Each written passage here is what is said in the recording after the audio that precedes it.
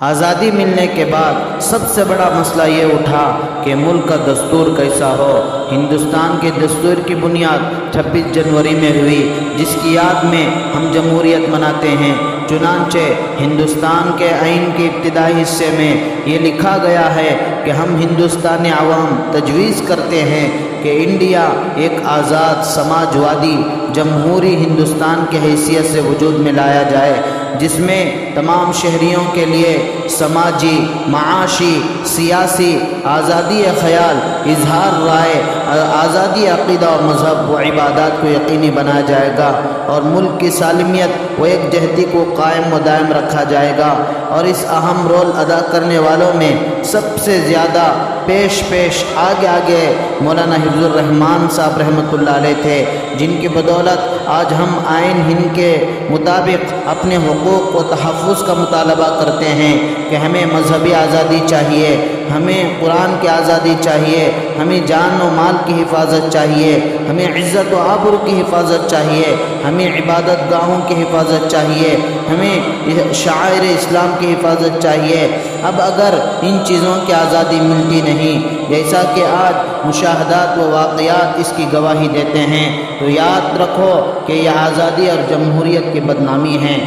میرے دوستو، ہمارے ملک کی تاریخ کے اوراق یہ بتاتے ہیں، جو تاریخ کے اوراق اب سے کئی سالوں پہلے لکھے گئے تھے، لکھنے والے وہ تھے جنہوں نے بہت سارے تکلیفوں کو برداشت کیا، جو زخمی ہو گئے اور اپنے باپ داداؤں کو سولیوں پر لٹکتے دیکھا، جنہوں نے اپنے بڑوں کو گولیوں سے بھونتے دیکھا، جن کی زمینوں پر انگریزوں نے قبضہ کر لیا، آخرکار جنہوں نے انگریزوں کی حکومت کو تہس نہس کر دیا۔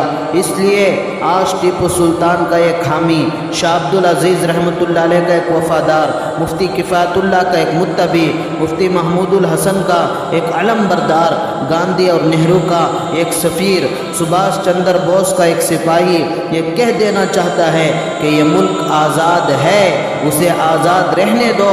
تمام مذہب والوں کا مل جل کر رہنا ہندوستان کی سالمیت کا ثبوت ہے۔ اگر تمام قوموں میں سے کوئی ایک قوم بھی کسی دوسرے قوم کو پچاڑ دینے کی کوشش کرے گی تو پھر یہ ملک سالم نہیں رہ سکتا، بلکہ ٹکڑے ٹکڑے ہو جائے گا، اور جو بھی ایسا کرے گا وہی اس ملک کا غدار ہے۔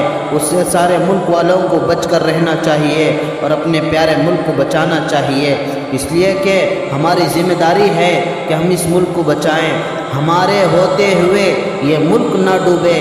ہم اگر کسی کشتی پر سوار ہیں تو اس کشتی کو ڈوبنا نہیں چاہیے، یہ ہمارے اور آپ سب کی ذمہ داری ہے۔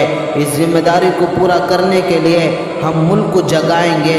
ملک سو گیا ہے، مرا نہیں ہے۔ سویا ہوا شخص 100 بار جگایا جا سکتا ہے، مرا ہوا ایک بار بھی زندہ نہیں کیا جا سکتا۔ دنیا کی تاریخ ہم کو یہ بتاتی ہے کہ کئی ممالک ہزاروں بار سوئے، ہزاروں بار جاگے۔ اب وقت آ گیا ہے کہ ہمارا ملک جگ جائے۔ جب ملک جگے گا تو ہماری نفرتیں ختم ہو کر ہمارے دلوں میں آپسی محبت پیدا ہو جائے گی۔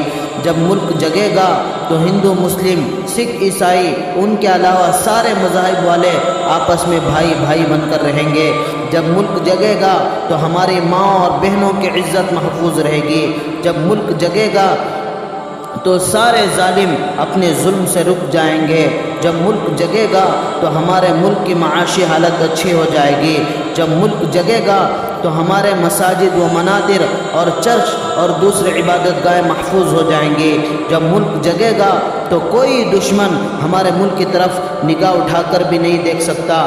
جب ملک جگے گا تو سسکتی ماؤں کو جو اپنی بیٹیوں کی بلاత్కాریوں کی وجہ سے موت ہونے پر رو رہی ہیں اور انصاف کے لیے عدالتوں کے چکر لگا رہی ہیں، پھر بھی ظالموں کی وجہ سے انصاف نہیں مل رہا، لیکن جب ملک جگے گا تو ان سسکتی ماؤں کو انصاف ملے گا۔ جب ملک جگے گا تو کسانوں کو ان کا پورا حق ملے گا۔ جب ملک جگے گا تو فرقہ پرست طاقتیں ختم ہو جائیں گی اور ہمارے پیارے ملک میں محبت، امن و امان اور بھائی چارہ اور اتحاد ہوگا۔ اسی لیے کسی شاعر نے کیا خوب کہا، اس بار متحد ہوں سبھی سیکولر تو پھر، اس بار متحد ہوں سبھی سیکولر تو پھر نفرت نکال پھینک دے ہندوستان سے ہم، فرقہ پرست لوگ یہی چیختے پھریں، پھر آ گئے وہیں پہ چلے تھے جہاں سے ہم۔